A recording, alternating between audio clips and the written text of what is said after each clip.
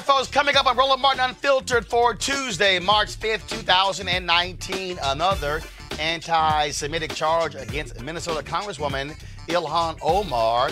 The Democrats have a resolution condemning her words coming, but the question is, was what she said anti-Semitic, or is she being singled out because she's Muslim? We'll break that thing down with our guests on our panel. The House will also pass a voting rights bill, but Senate Majority Leader Mitch McConnell, he says he's not even going to bring it up for a vote.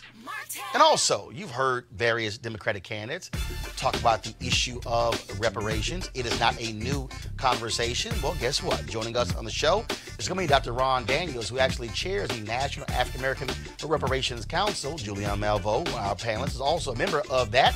And so we'll talk to Ron, who's been in this battle for more than 30, 40 years. Also, the National Association of Black Journalists, which I'm a vice president of digital, has put CNN on blast for their lack of black executives. No black executive producers, no black vice presidents, no black executive vice presidents, and CNN president Jeff Zucker has no black direct reports. And they refused to meet with us if I was in a meeting. I'll explain to you why, but I'm also going to break down to you why it matters to have black media executives, not just when it comes to content, but also when it comes to money. And more crazy-ass white folks, Alabama high school students say we black folks belong in concentration camps. White folks in Alabama. There's video. Also, a California rich white kid makes a swastika out of red cups, and also photos also out of Galveston, Texas. A white cop is offended by swearing and arrests a high school track star. We can see that video as well. And remember I told you yesterday about Republicans, how they're trying to put on these really young federal judges? Today, they voted to approve a 37-year-old white woman who had only tried 4 cases in her career. It's time to bring the funk on Roland Martin Unfiltered. Let's go. He's got it. Whatever the biz, he's on it. Whatever it is, he's got the scoop, the fact, the find. And when it breaks, he's right on time and it's rolling. Best believe he's knowing. Putting it down from sports to news to politics. With entertainment just for kicks, he's rolling. It's on go, roll, y'all. It's Roland Martin, yeah. Rolling with Roland now. He's funk, he's fresh, he's real, the best, you know he's Roland Martin now.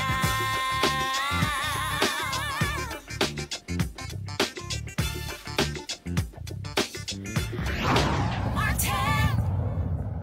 All right, folks, there have been two House Democrat freshmen who have been lightning rods and been under withering attack from Republicans. One, Alexandria Ocasio-Cortez, the sister who is from the Bronx in New York, and also Congresswoman Ilhan Omar from Minnesota. She's one of 2 Muslim women serving in the United States Congress. Now, she made a comment last week that they forced her to apologize, and so here's that apology.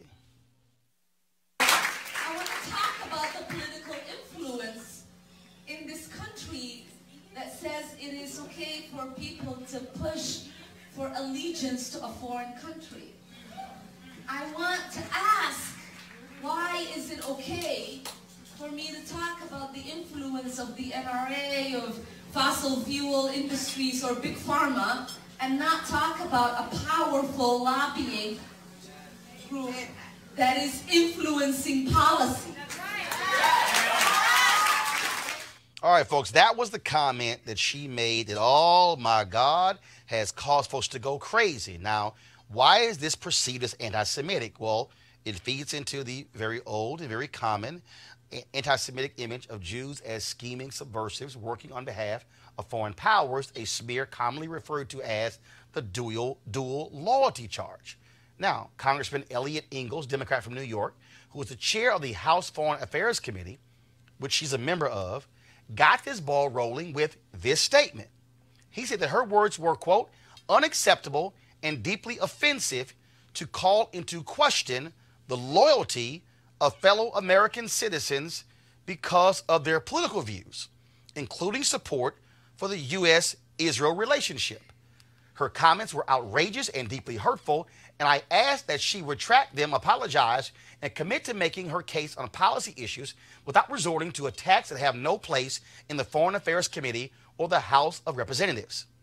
Now, Democrats in the House, led by Speaker Nancy Pelosi, plan to put a resolution on the floor as early as tonight that condemns her comments related to dual loyalty, but not by name.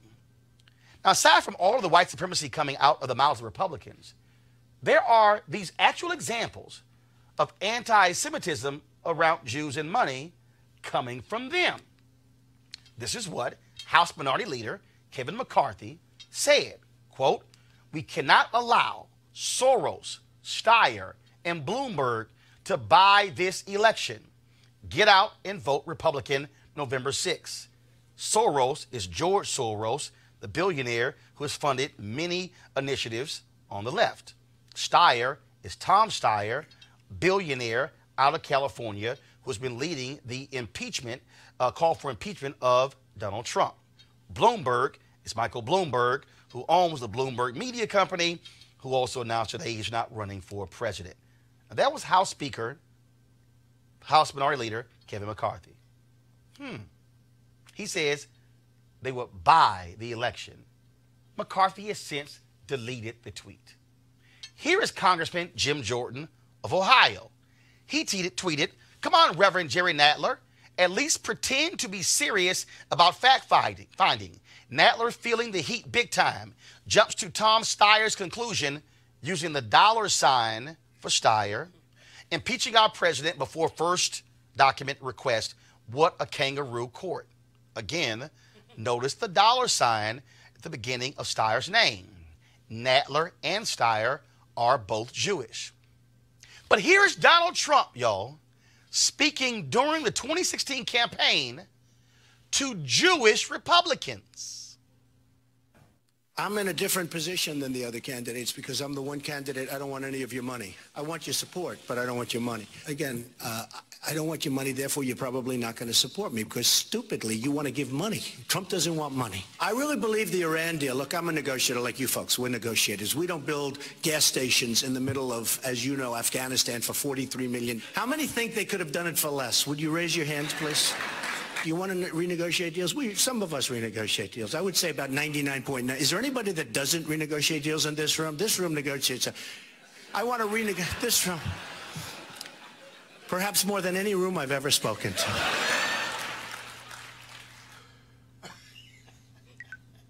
This room negotiates everything. What does that sound like? What is one of the anti-Semitic tropes that we've often heard? And I'm going to use this phrase because this is what that provokes. When somebody says, "You're trying to Jew me," that is a phrase that has been used to denigrate Jewish folks for trying to lower the price, to negotiate. Play that again. Donald Trump, y'all, is speaking during the campaign to Jewish Republicans. But listen to how they responded when he made the negotiation comment. Press play. I'm in a different position than the other candidates because I'm the one candidate. I don't want any of your money. I want your support, but I don't want your money. Again, I don't want your money, therefore you're probably not going to support me because stupidly you want to give money. Trump doesn't want money. I really believe the Iran deal. Look, I'm a negotiator like you folks. We're negotiators. We don't build gas stations in the middle of, as you know, Afghanistan for $43 million. How many think they could have done it for less? Would you raise your hands, please? You want to renegotiate deals? Some of us renegotiate deals. I would say about 99.9. Is there anybody that doesn't renegotiate deals in this room? This room negotiates. I want to renegotiate this room. Perhaps more than any room I've ever spoken to. Now, folks, on this latest controversy, Congresswoman Omar has gotten support from her fellow freshman, Alexandria Ocasio-Cortez.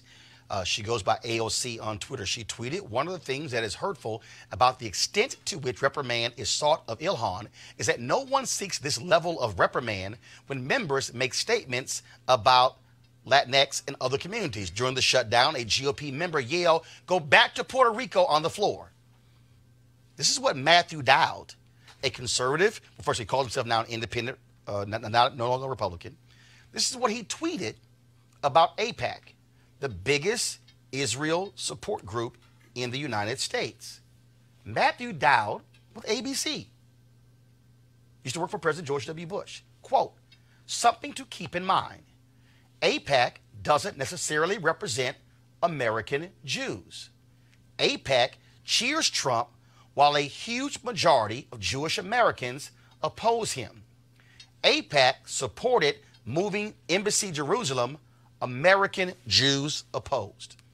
Now, the reason this is critical because previously Representative Omar had tweeted in reference to AIPAC all about the Benjamins. She was also criticized for that and forced to apologize because they said that she was, again, using the old trope of Jews trying to influence American politics with their money. There were others who said, well, wait a minute. That's what AIPAC actually does. So you have this huge thing going back and forth. And so joining us right now is Jordan Wiseman Sr.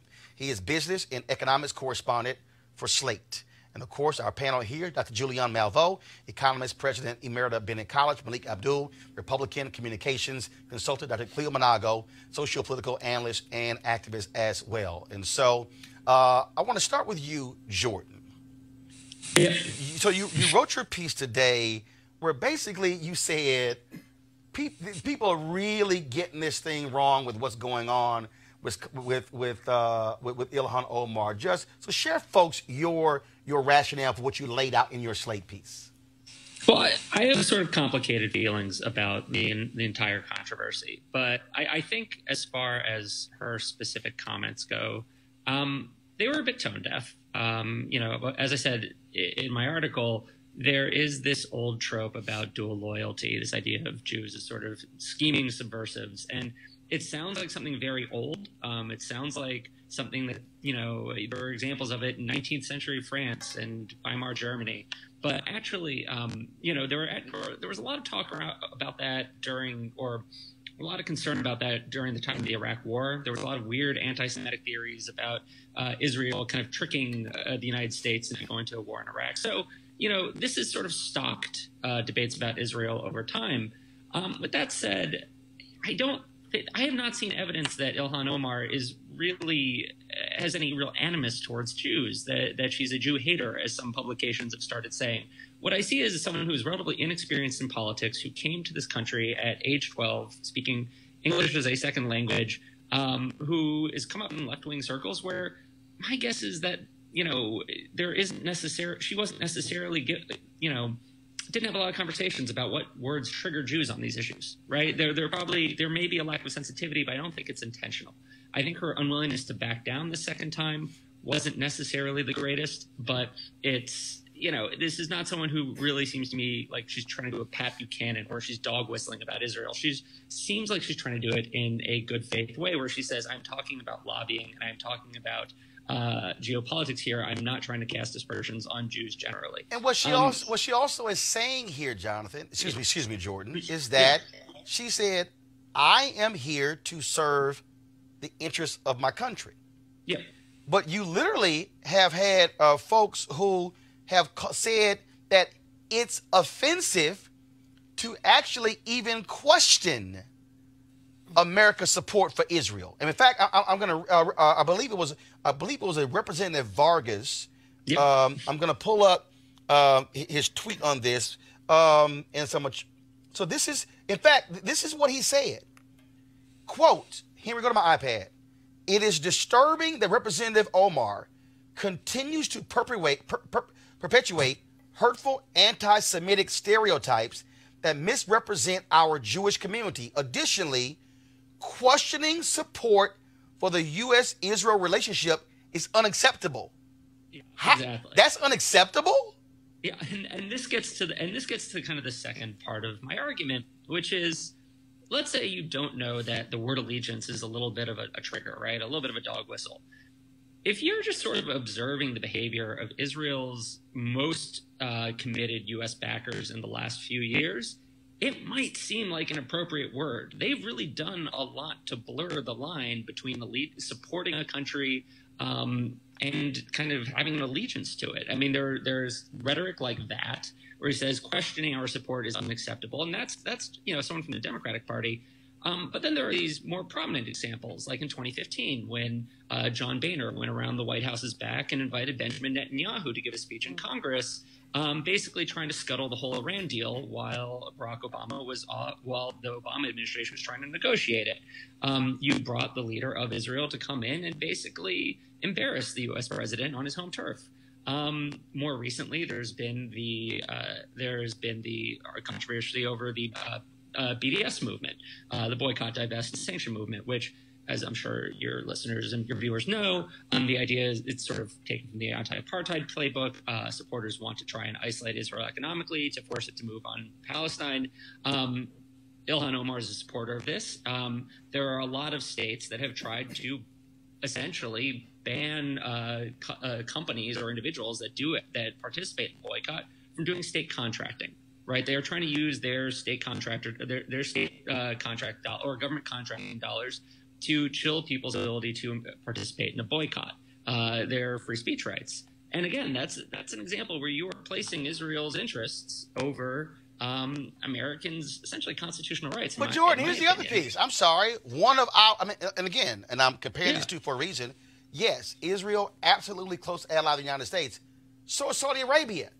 Yeah. So are we somehow to say, oh, no, don't you dare question America's support for Saudi Arabia, and it's unacceptable to challenge that when numerous people have been challenging that? When you have Khashoggi, the journalist who was killed by Saudi Arabia, but at the direction of the leader in Saudi Arabia, and you have the Trump administration all excusing it, and in fact, Trump wouldn't even issue a report to Congress when he was supposed to, and the Republicans are allowing him to get away with it. Oh, yeah, they're yelling, oh, this is unacceptable. But the reality is, this notion that somehow nobody, no member of Congress can ever say anything that's remotely critical of Israel is absolutely crazy. I think that was an example. Vargas is sort of a come as an extreme example, but yeah, you don't typically hear that rhetoric about other countries, and that's what it comes back to is, there have been these points where the way Israel gets treated in U.S. politics it's unique, let's put it that way. And, this isn't about the way, and this isn't about Jews again. Vargas, as far as I actually don't know what Vargas's religion is. I don't, but, Israel supporters in the U.S. aren't all Jews. A lot of its most vociferous supporters are, evangelical Christians. Marco Rubio is a big supporter of Israel. He's not been bar mitzvahed. John Boehner, not bar mitzvahed. You know what I mean? So it's like, yeah, you're not talking about Jews trying to, the idea that I guess in the end, it's like this has become this weird, blurry area is the bottom line. And I can't, what Omar is hitting on is that Israel gets this special treatment, and rhetorically and in the way our relationship works in general. And if she used a kind of, iffy word for it, allegiance, I think that the reaction to that is, has been a little bit overkill. All right. Jordan Wiseman, Senior Business and Economics Correspondent for Slate. I certainly appreciate it. Thanks a lot. Thank you. All right, I want to go to our panel here, and Malik, I'm going to start with you. And again, when you look at the freshmen who are new, Republicans are really targeting Ocasio-Cortez, targeting Omar, targeting Rashida Tlaib out of Detroit as well. And so, what from your perspective, what she said, was that anti-Semitic? Yeah, I don't know. I don't think I can really make that call. There are Jewish people apparently who are offended by that. I don't think that in this case, this doesn't seem like a Republican thing. I think you mentioned that the chair of the committee or whatever who were pushing this, he was a Democrat. Well, first of all, Democrats, he is, but also Republicans have also been calling for her president to also but at the end of the day, to be condemned. Right, but at the end of the day, these are Democrats who are actually pushing this. So I get the attention on Republicans, but in this case, No. Wait, 1 second. 1 second. 1 second. Democrats control the House. Right. They are putting this forth. But Republicans are also going to vote on it. Right. They've also been calling for it. Right. So it's actually Democrats and Republicans. We can actually discuss both at the same time. Well, yeah, but in this hold on, Susan. Go ahead. In this case, Democrats are actually they're in charge of the House, so of course, it's really on them whether or not they're going to put the resolution forward. And it seems like it's something that's going to do. So I think what we should be talking about, and the question that you asked, whether or not that's anti-Semitic. I don't personally think it was, but there are a lot of things that I don't think that are offensive to me that are offensive to other people. Got it, Julian. First of all, it is not anti-Semitic to be opposed to the U.S. position on Israel. Let me repeat that because some people don't get that. It is not anti-Semitic to be opposed to our unwavering, blind support of Israel. Israel commits human rights violations against Palestinians repeatedly. There are so many things on the West Bank that we need to be concerned about. And the fact is that they get a disproportionate number of foreign aid dollars from us. To me, it's ridiculous. Angela Davis, Mark Lamont Hill, we can call the roll of those African-American intellectuals who've been targeted because they've done BDS, but support BDS. But more importantly here with this young woman and the freshman class, is that coincidental that these are women of color? I mean, is this a different standard that's being imposed on them? What you did at the beginning, Roland, was brilliant to show what the chucklehead had said, who lives at 1600 Pennsylvania Avenue, won't call his name. The president. The chucklehead. But also, these members of Congress who have also done this dog whistling thing connecting Jewish people to dollars. So she didn't do anything that they haven't done. In fact, what she did was much milder, and what she's doing is her job. She's saying, let's look at the relationship with Israel. How is it that this country is so sacrosanct that you can't even raise a question about our support of Israel? I'm not saying anything about, well, I will say this. I wrote my senior honors thesis, and this was 2 lifetimes ago. Some of y'all weren't born, about the relationship between Israel and the UN. This is interesting. Every UN commander who went to Israel in the 1940s after Israel was established went over there very pro-Israel. By the time they left, they had said that there was something wrong with the way that Israel approached the Palestinians. This was consistent, whether they had come from Denmark, Sweden. Basically, they went over thinking these Jewish people who have been persecuted by the Holocaust, which we are not Holocaust deniers, we know that, persecuted by the Holocaust, deserve a country. But when they saw the way Palestinians were being treated, they said, wait a minute, we got to back up here because people are not being treated fairly. But here's the interesting. So last week, guys, if you have that poster, please show it. Last week, the West Virginia Republican Party posted this photo.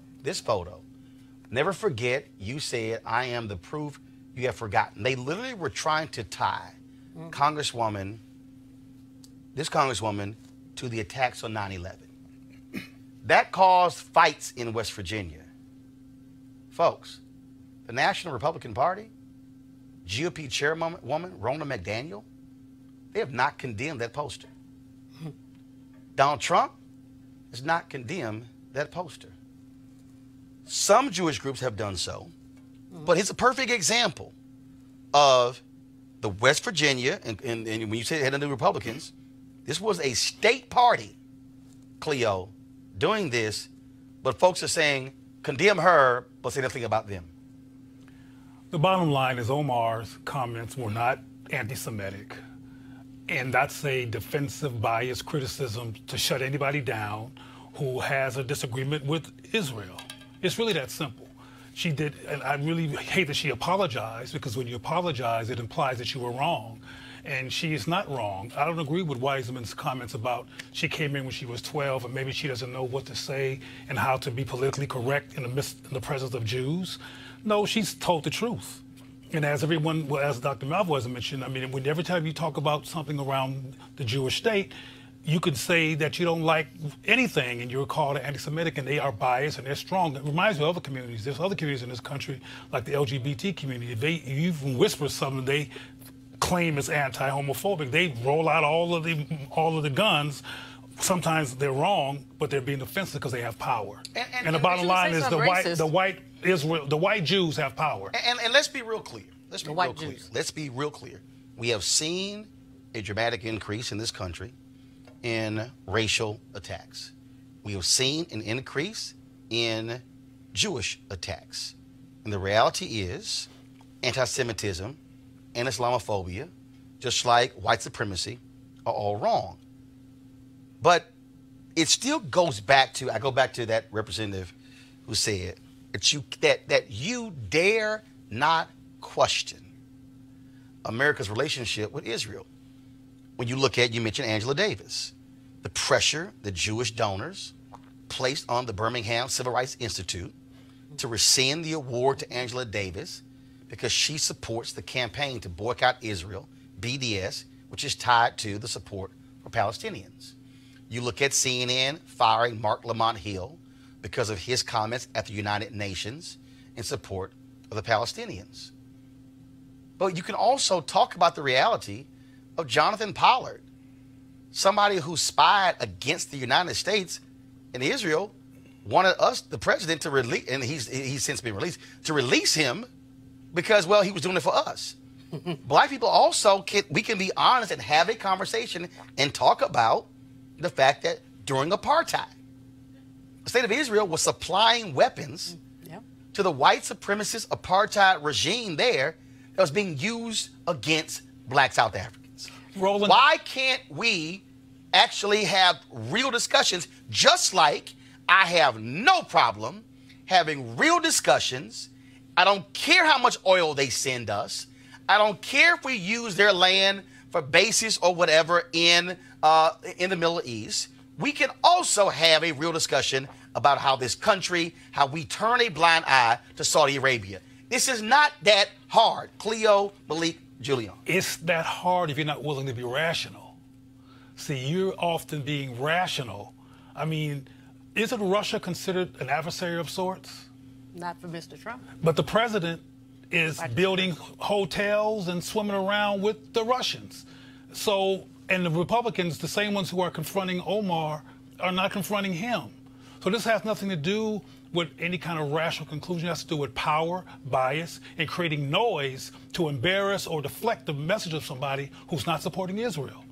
So, you know, part of this has to do with, I compare it to as a discussion on race. So there aren't many nuances that you can have when we're discussing race. There aren't many nuances that you can have when we're discussing things like anti-Semitism.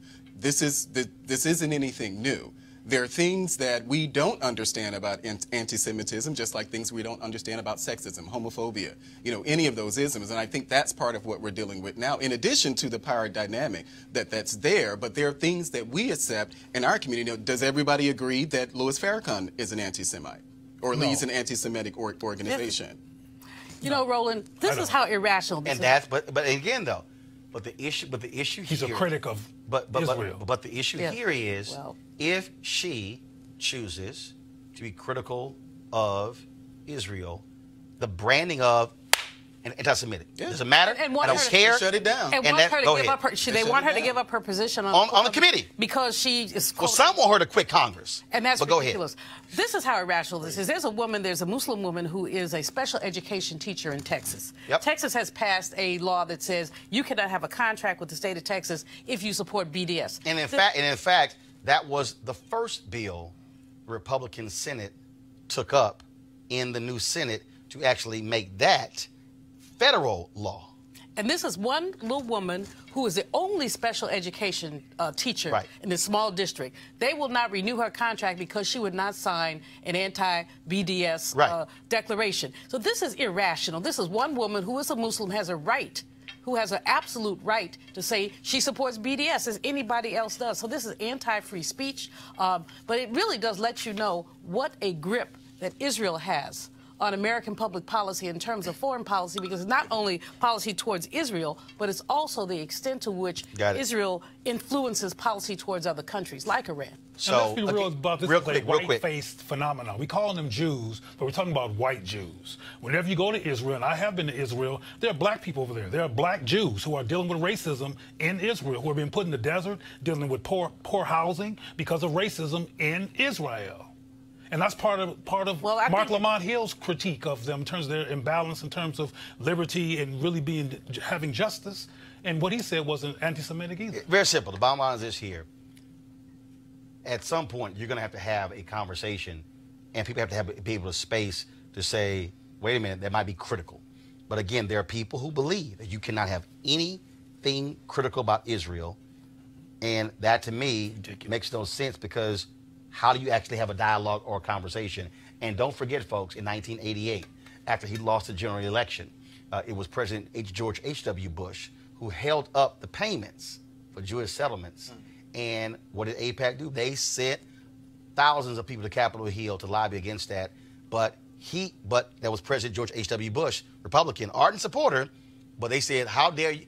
He held up American taxpayer dollars that went to Israel, and folks still got upset. So this is not, again, a new subject. All right, folks, let's talk about something else in the Senate, and that is the Democrats, of course, voted on HR1, of course, which deals with the issue of automatic voter registration and a number of other issues in that particular bill, including independent redistricting commissions, super PAC restrictions, and forced release of presidential tax returns. Well, Mitch McConnell's not too happy about that, and so he has announced that he simply is not going to allow any vote on it in the Senate. But he did say, though, that he is going to allow a vote on the Green New Deal, which hasn't even passed the U.S. House. You know, Congresswoman Marcia Fudge has been among those who's been pushing very hard to make sure we have this electoral reform. We saw how many questioned elections, the North Carolina election, now the guy who stole the absentee ballots has to pull out. And so this legislation is very necessary. But, of course, Republicans do not care about fairness. They care about winning. And that's pretty much what they've said. And so there's nothing wrong with this legislation. There's nothing anti-Republican about this legislation. It's good legislation. It's legislation that talks about our voting systems. If we believe in democracy, then we believe in legislation like this. So I don't. Well, Mitch McConnell is a tyrant and a bully, and here he goes again, failing to basically adhere to his constitutional rules, his constitutional responsibilities, instead say, I'm just going to block this legislation. I don't know about you people believe. It's not that Republicans are the only people who are against this. No, we're talking about McConnell now. What is he? But if we're he's in charge of the Senate. Sure, but you know there are people on the other side, including Democrats, who are not supportive of this. Who? Like the ACLU. No, I'm sorry. No. When you say Democrats, the ACLU. That's not, the ACLU are not Democrats. Yeah, but no. 1 second. Well, name me Democrat-leaning organization. No. Senators. No. First of all, they have no vote. Okay. Name me. No, Malik. No. Name me which Democrat. No. So, hold on, Julian. Name me which Democratic senators have opposed. I didn't say senators. I said Democrats. That's my point. Senators. So my point is the fact is it passed the House. Right. The ACLU is not a Democratic organization. The ACLU, but it doesn't. It leaves doesn't? The ACLU. It leaves libertarian, frankly. Well, right. Well, libertarian then. That ain't liberal. Okay. Well, the ACLU is actually against it. So there are parts of it that I agree with the bill. Things that dealing with early voter registration. Malik, let's concentrate on the name. Okay, so now we have to just focus on. We can't focus on that there are people who are actually. No, let's focus on the person who we have to focus on. Let's focus on McConnell, who's in a position. We just focused on. No, Malik. Here's the deal. No, Malik. Here's a piece. Mitch McConnell does not want to bring this up for a vote because he knows there are Republicans who will vote for it. Because the reality is he is afraid of having Republicans vote against same-day registration, vote against change of redistricting. He knows that this bill deals with the issue of voting, and he does not want his members on the record voting against the super PAC restrictions. That's why he won't advance this bill. and you know it. Well, I don't doubt that there are things that he disagrees about that's in the bill. Well, then let it come to a vote, Malik. So does the let it come ACLU. again, the ACLU, that is a specious, ridiculous. No, that's not, though. It is. is. No, it is. It's not even a footnote. You can't disregard the ACLU now. Actually, we can. Because it doesn't benefit your argument. Actually, we can. Yes, No. because there are no senator in the ACLU. That doesn't you can give me matter. the name of 2 senators. That doesn't matter. It's an difference- organization. But there's another It is issue not at the an bottom. democratic Organization that looks at organization. There's It's an another organization. basic issue at the bottom of this is that McConnell and people like him do not want democracy. Well, That's the bottom line. And they will do whatever they neither can to does the suppress ACLU. No, and they will Exactly. do whatever they can to suppress the vote. We Right. saw it in Exactly. North Carolina. That's the bottom We've seen line. it in Texas. ACLU, We've seen it in Georgia. We've seen it in Florida. All right, y'all. You That's the like a bottom line. dog with a bone. All right, y'all. ACLU. So, wow. so yesterday I told you about. I did a commentary, trying to walk you through exactly what Republicans are doing when it comes to the federal bench. I tried to explain to you why voting matters. So check this out, folks. This was a tweet that was sent out by Dick Durbin today. Don't go to my iPad just yet. I'm gonna sit here and try to take a photo of it, and we're gonna increase the size of this. I need you to see this, y'all, because if you don't understand what's going on here, you about to get a real education. So remember I talked about how you have these very young Republican judges who they are putting up there. Well, check this out. Senator Dick Durbin sent this tweet out today, and this is what he said. Republicans just advance the judicial nomination of 36, but she's actually 37-year-old Allison Jones Rushing for the 4th Circuit, North Carolina. She has practiced law for just 9 years. Only tried 4 cases to verdict or judgment in her career. None as lead counsel, and isn't even a member of the North Carolina Bar. Ooh. Now, the full Senate has confirmed her. Now, I told you what the strategy is. I told you that in 24 years, America is going to be a nation majority people of color. Latino, Black, Asian, Native American. I told you that. By 2043, 53% of America will be people of color, 47% white. That means, and I try to walk y'all through this, she will be 61 years old when that happens. The strategy of the Republican Party is to put on young, clueless federal judges because these are lifetime appointments. Now, I'm going to go to our panel, but Malik, I'm going to start with you. Do you actually think somebody 9 years out of law school, somebody who's only tried 4 cases, who was never lead counsel, should have a lifetime appointment as a federal judge? Don't forget, No. I'm not a member of the bar. Oh, I personally don't, but I also don't know what standards have been used in the past. I don't know. Malik. It's not. It's good now because it's a story that we're talking about this 36-year-old. But is she the first 36-year-old to actually be appointed to have her actual nomination advanced? Is she the first 36-year-old? Is she the first one 9 years out of law school?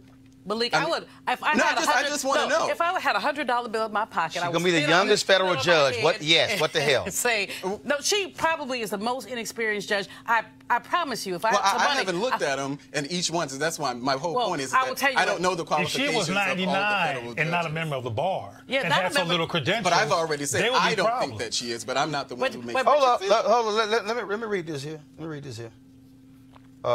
Rushing falls short. The American Bar Association, there you go, which is supposed to be the gold standard. gold standard. Well, yeah. Theoretically. The American Bar Association has for them in terms of a standard here, and what they typically want is somebody to at least be a lawyer 12 years. That's their minimum. That's their just minimum. Okay. Really? And that, I mean, our law school 9 years. And now lifetime appointment to the federal bench. But Four cases. 4 cases. I mean, the point is that the way you laid it out, Roland, is exactly right. Exactly. What these people are trying to do, as you said, by the time the country is majority minority, the bench will be majority white. You will have the celebration of white supremacy on a daily basis. And let me read this. Let me read this. Whiz. Look, here, go to my iPad. While Rushing is a native of North Carolina, she has not practiced law in the state since law school, is not a member of the North Carolina Bar, and according to her firm biography, is not even admitted to practice, Cleo, in the Fourth Circuit, the court to which she's been appointed. But even though this sounds ridiculous in the literal sense, the president is similarly qualified. Oh, boy. Here we go as with the she president. is to do what she's doing. And what's that woman's The president name? was elected. Come on. Well, No, the president, that's questionable. the president was elected. That's a dilemma. Hold on. No. We'll That's a answer that. delusional tangent. Trump was elected by the Electoral College, but he lost the popular vote, which means which means factually more Americans actually voted against Donald Trump than voted for him. Cleo, I wasn't trying to start a tangent, continue. which I tend to do, provoke people, which was not my intention. My point He's is easily that provoked. my point is that Trump has elected all kinds of people, and his party has elected all kinds of people who are incompetent when it comes to actually practicing what they've been elected to do because of what Roland already said. They fit into the white supremacy, white power, white control, white sustainability of power agenda. Ralph Northam doesn't. and like he already said, they get somebody young and make sure that when the But color you can't changes. do that. You can't stay on You think point. that Obama wasn't trying to get young judges? You can't You stay don't on think- point if you That try. is on point. No, you But cannot But stay that on is point. on get point. young judges. You not liking the point doesn't make me not on point. You are off point. No, you don't like the point. That's what it is. I don't like it, but you're also off point. We're having a conversation about the court, and so you have to throw. But then we move to I don't Trump. think- Wait, Cleo. Julian, go. Here's the point. That man in the White House has has basically appointed people who are unqualified at every level from his cabinet. How many of them have had to be run away because either they were crooked or incompetent? Jeff Sessions, who he mocked because Jeff Sessions don't like him, but had the integrity to say, I have to recuse myself. So he gets, basically the scorn of this man. Okay. And And that's a backwards who don't huge know difference. anything. Cleo, then Malik, and I'm going to a break. And Malik, since you brought up Obama, and don't make any sense about how I feel about Obama when I say this, but Obama never elected or proposed anybody who was incompetent do anything. Well, So it didn't pass the bar. Didn't pass the bar. I know that. Didn't Go pass ahead, the go bar. ahead. You do Go this. ahead. Grown folks who just told you. Malik, go ahead. I don't It's true. know Malik, that, and I doubt, go ahead. And I doubt very seriously that you know the qualifications. Well, of we yes, do. I do. We do know that Oh, he yes, never I do. appointed I you.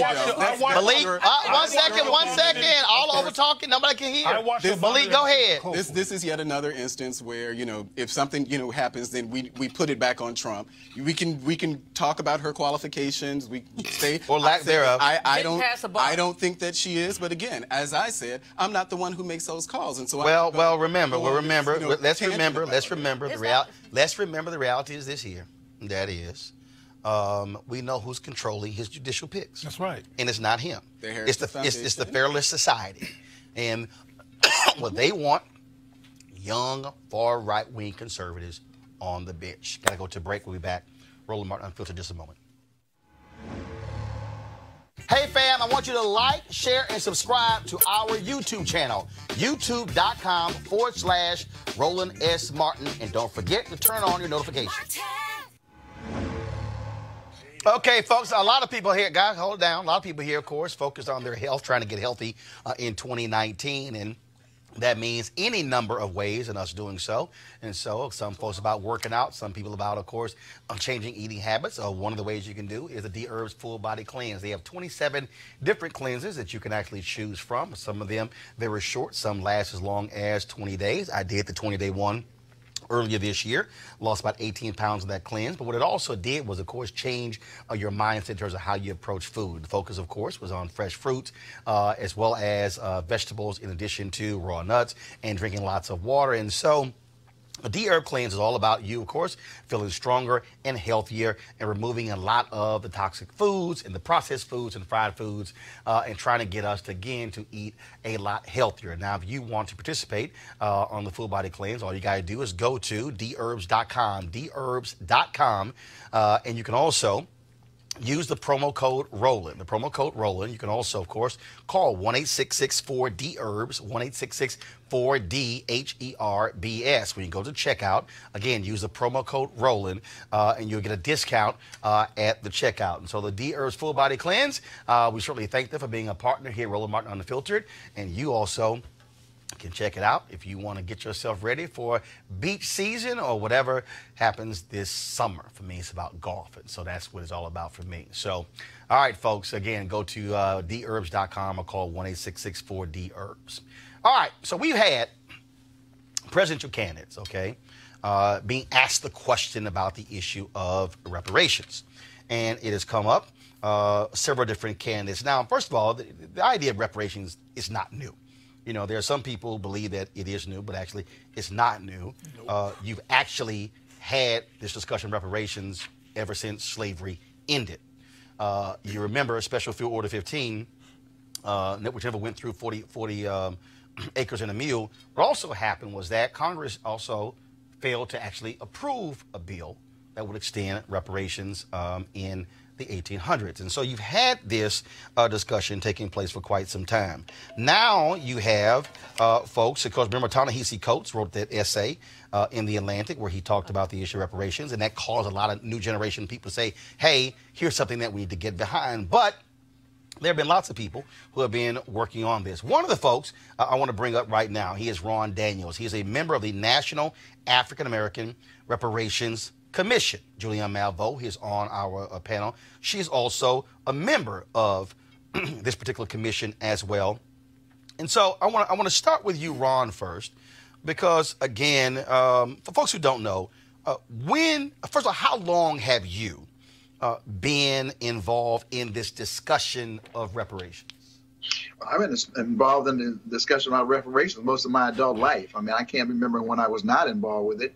That's probably half a century, working with NCOBRA, the National Coalition for Reparations for Blacks in America, and working with Congressman John Conyers forever in terms of trying to get HR 40, the Reparations Study Bill, which is now a bill to study reparations proposals, passed. For many years, I was the person who actually convened the Reparations Summit or Reparations Brain Trust for the Congressional Black Caucus for Conyers. 7, 8, 9, 10 years that I did that. So I've been on it for a long time. So explain to people exactly what that House resolution was, because I mean, I've seen all kind of stuff on social media, and there are a lot of people who are throwing stuff out. So explain exactly what that is. Well, HR 40 initially was simply a bill to study whether or not slavery or compensation for slavery was warranted. And if so, what might that look like? So to establish a commission, a national commission for that purpose. Congressman Conyers first introduced that bill in 1989. 1989. And it was introduced as HR 40 every year. Of course, HR 40 referring to 40 acres and a mule, the proposal that you just mentioned in relationship to the promise of 40 acres and a mule, which was never, ever delivered. However, through the National African American Reparations Commission, on which Dr. Julianne Malveaux sits, we were able to say, wait, there has been plenty of studies, and Roland, you know this, there's such a volume of information and studies coming out now, all of which show a direct linkage between slavery and the enrichment of this country, but also the wealth gap, the dispossession, the damages done to Black people in this country. So we were able to persuade Congressman Conyers to change the bill from a study bill to a remedy bill. So now it is a bill to study reparations proposals for African Americans. So it's no longer a question of saying, should we get reparations? It is now about saying, what should that look like? And as far as I'm concerned, when it looks at the presidential candidates, I think it's a very positive development, because what it shows is that the movement over time, including the work of Ta-Nehisi Coates and others, has really been strong enough that, and the movement for Black Lives and of course the work that we've been doing with NARC, has pushed these candidates to now recognize that it is a major issue on the agenda of Black America. So my view is that all of them should be supporting HR 40, because in some ways, many of them sort of seem to be not knowledgeable. They don't know. They have different formulations.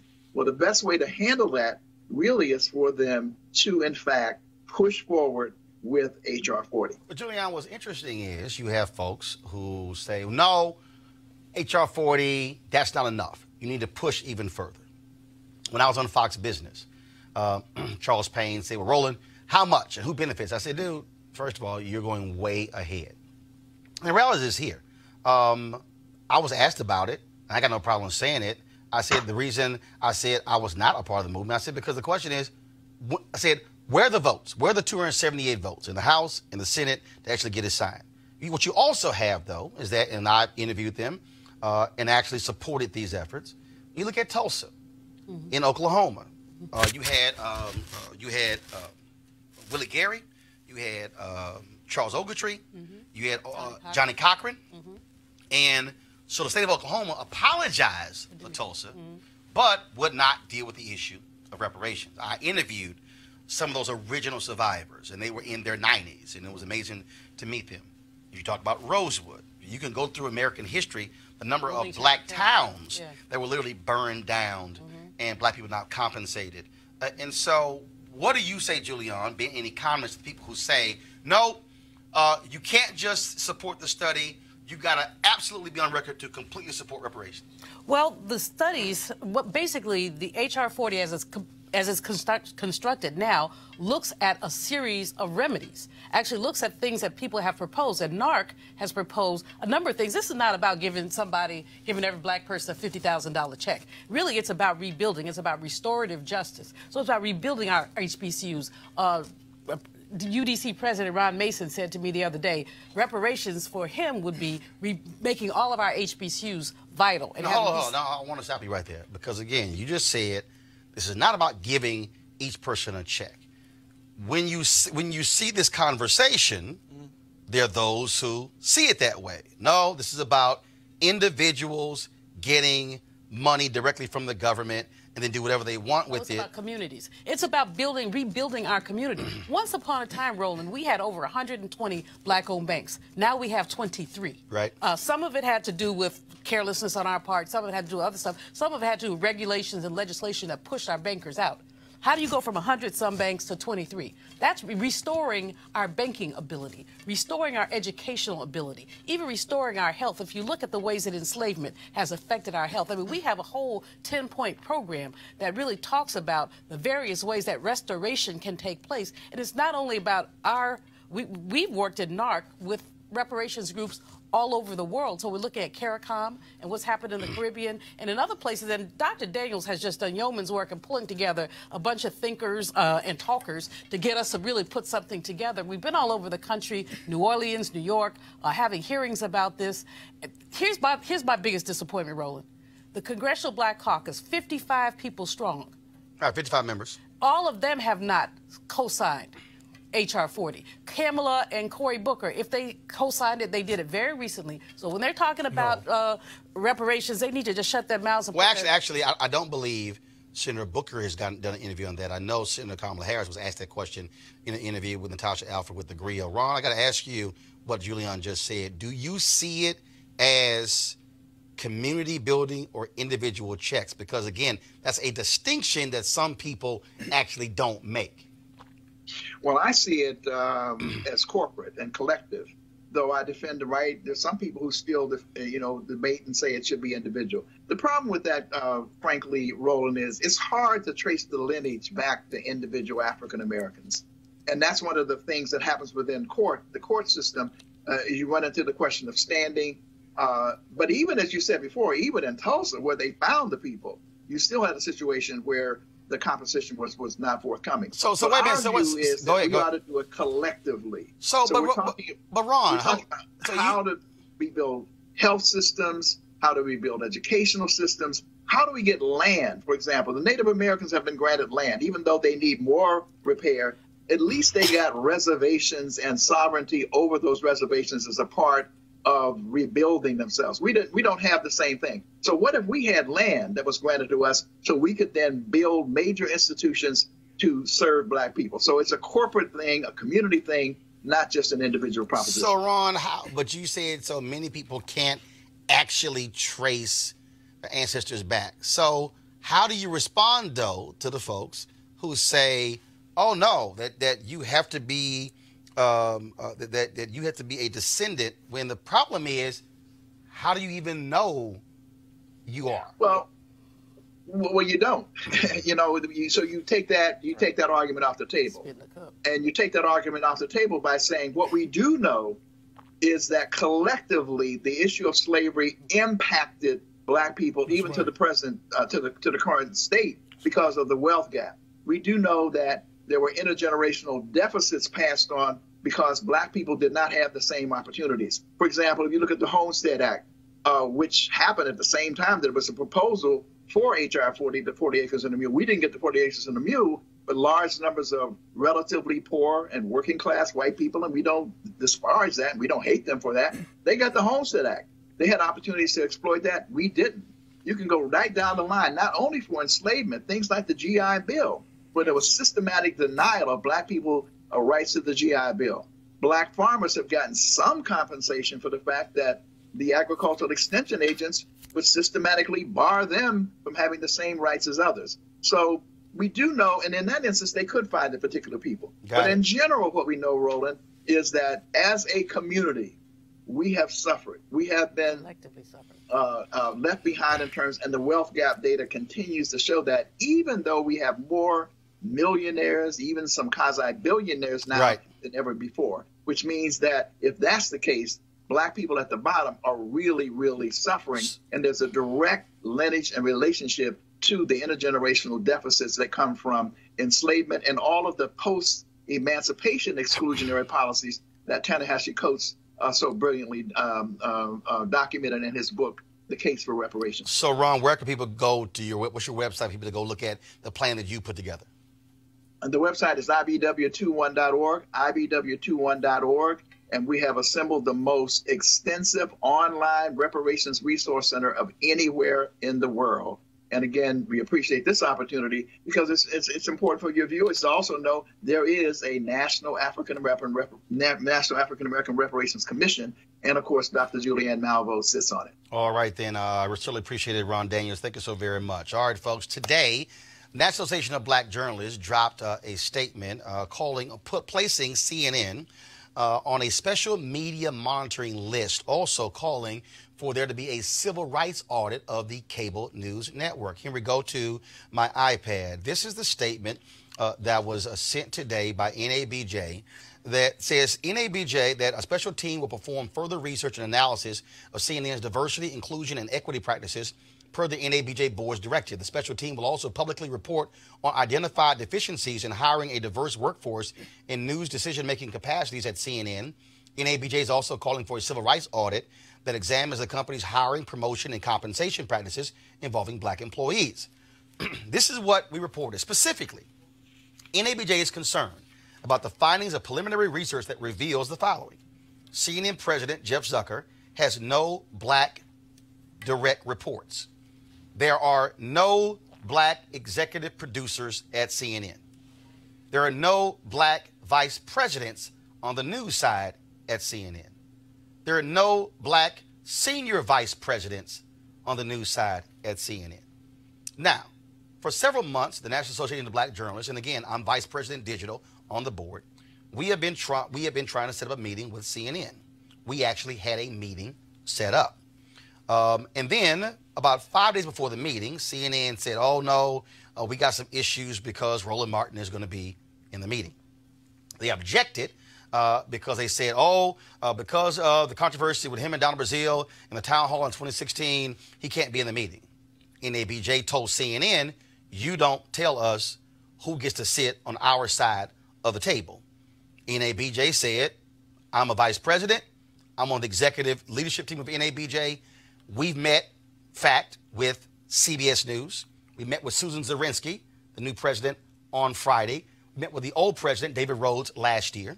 We have a meeting with ABC week after next. We actually sat down, y'all, with the top leadership team of Fox News, including its CEO, Suzanne Scott, including the president of Fox Business, her top leadership team. We also have meetings. We've met with NBC News and have more meetings with them. So we have met all the networks.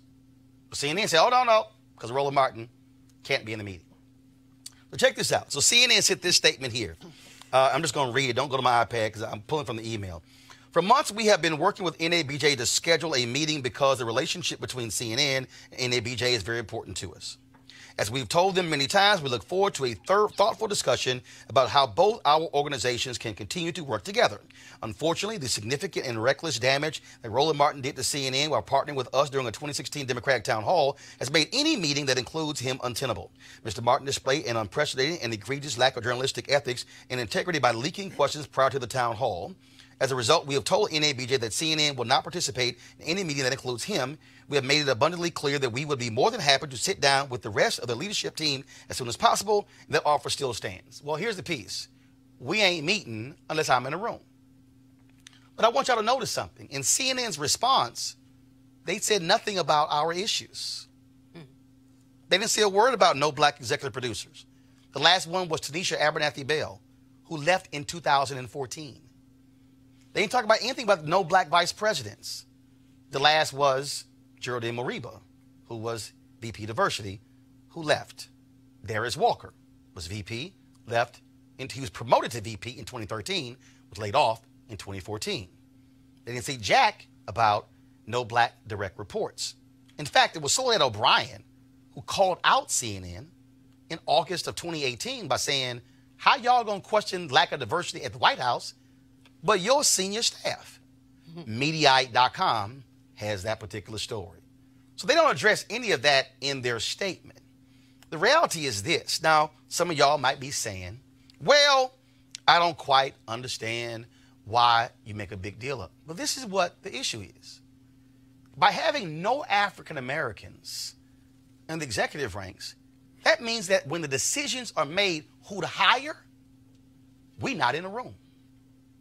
When the decisions are made where to place resources, we're not at the table. When the decisions are made, what are we going to cover? We're not as a part of the conversation. But you just heard a conversation about lack of black wealth. So let me walk y'all through.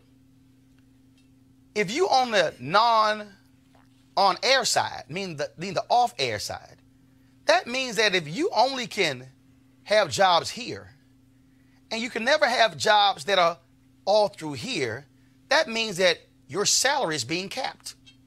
That means that you don't get the high six-figure and seven-figure jobs. That means that you don't get bonuses. That means you don't get stock options. See, that's the difference why black media execs matter.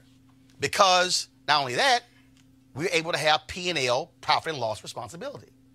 So I was reading a story today, and the folks at TV Newser, a television blog, did a story saying that on our press release, y'all gonna love this one. And in the press release, AJ Katz, he wrote the story, and he said, he wrote the story on NABJ. Then he said, what NABJ left out, y'all gonna love this one.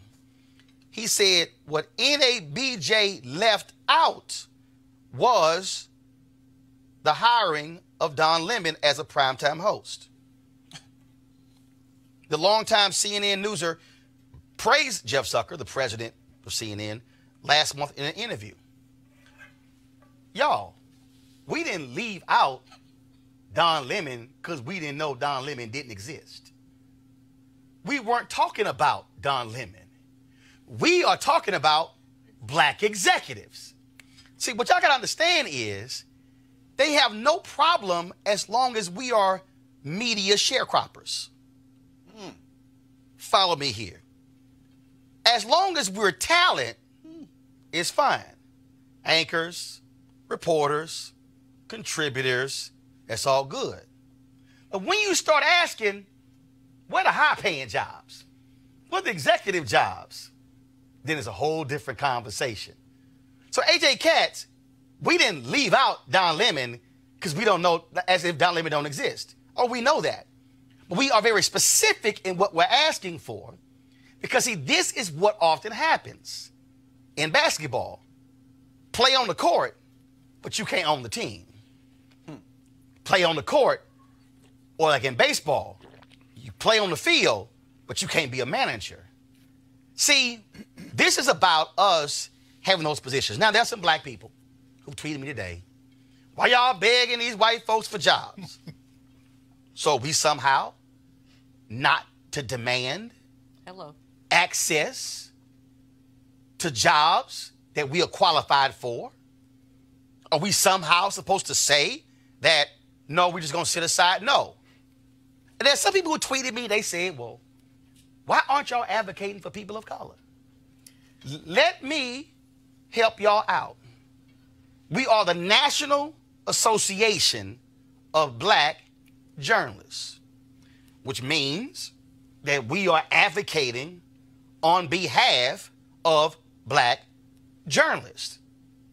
There are folks who are VPs at CNN who are Latino. There are folks who have other jobs, and that's great. But we are advocating on behalf of our people. That's what we're supposed to do. That's what the NAACP does. That's what the Urban League does. That's what Rainbow Push has done. That's what the National Action Network has done. But I need y'all to understand, see, this thing gets even bigger. Because, see, when you now go beyond just the network, now it's, do you get a shot if another network calls? See, let me just unpack this thing. When I had my TV One show, News One Now, it was difficult, hard, impossible to get black journalists who were associate producers or senior producers working at networks to apply to be the executive producer of my show. When I got NABJ's Journalist of the Year in 2013, this is what I told them. Some of y'all are enamored with the big letters on your business card, but y'all got small jobs. I prefer a big responsibility over a big network. I said, don't you know that once you're in the executive producer club, that's how you get called to be an executive producer over here? So what am I saying?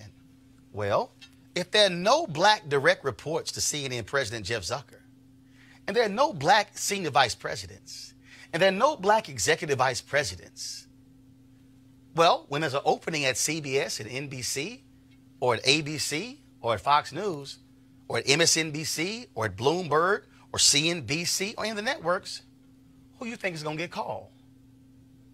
Won't be anybody black there. Y'all, this is about us in 2019 saying this is unacceptable. But let me help y'all out, because maybe y'all don't want to listen to me. 2007, CNN's anchor emeritus, Bernard Shaw, was given the NABJ Lifetime Achievement Award. And he was given this award in 2007 at our convention in Las Vegas. I want y'all to hear what Bernard Shaw said to NABJ 12 years ago. Beyond this ballroom tonight, white males, wake up. Wake up.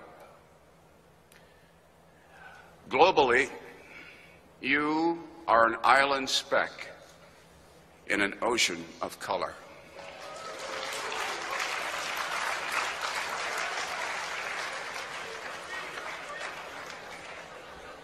The reins of power will weaken, and so will your grip, if you do not faithfully and fulsomely support our nation's greatest strength, diversity.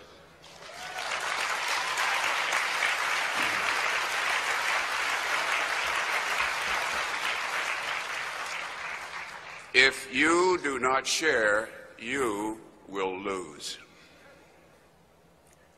Diversity. Diversity is not racial, ethnic, or gender encroachment.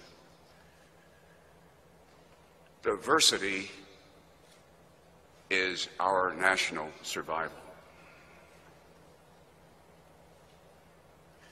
To you caught in the middle, stay vigilant. You must stay strong. You must carry on. If not you, who? To you, starting careers, embrace risk. Mold change, making it work for you. Better to walk the plank of change than regret steps not taken. Work hard. That was Bernard Shaw, y'all. Now, let me just lay some out to you.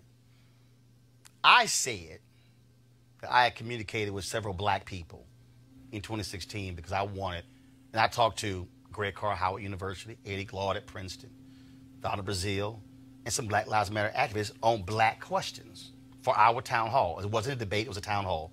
Hillary Clinton, Bernie Sanders, CNN TV1.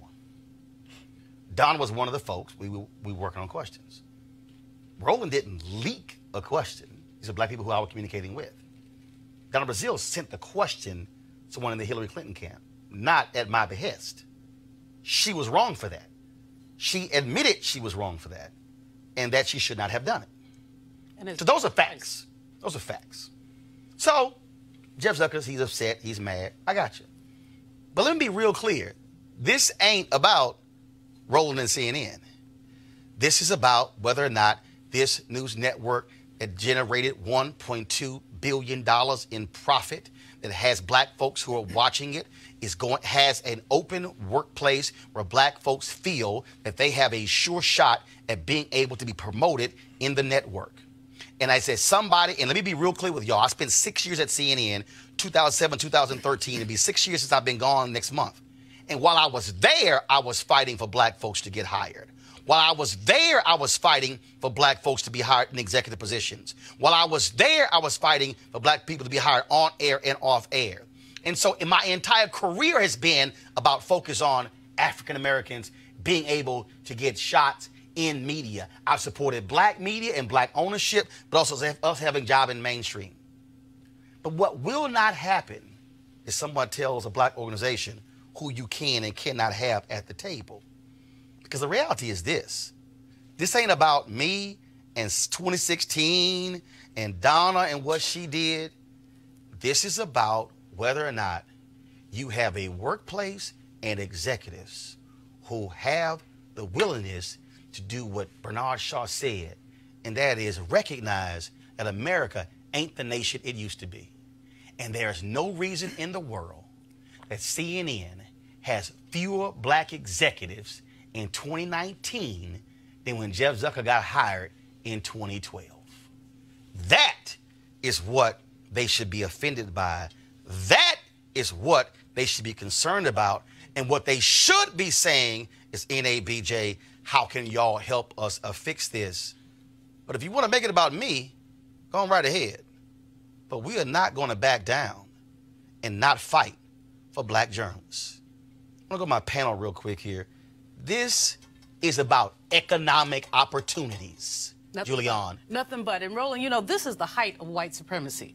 For white folks to tell black folks, we're not going to meet with you unless you meet on our terms. You're an officer of NABJ. You know, you have a right to be in the room. Officer, three-time board member, life member. Okay.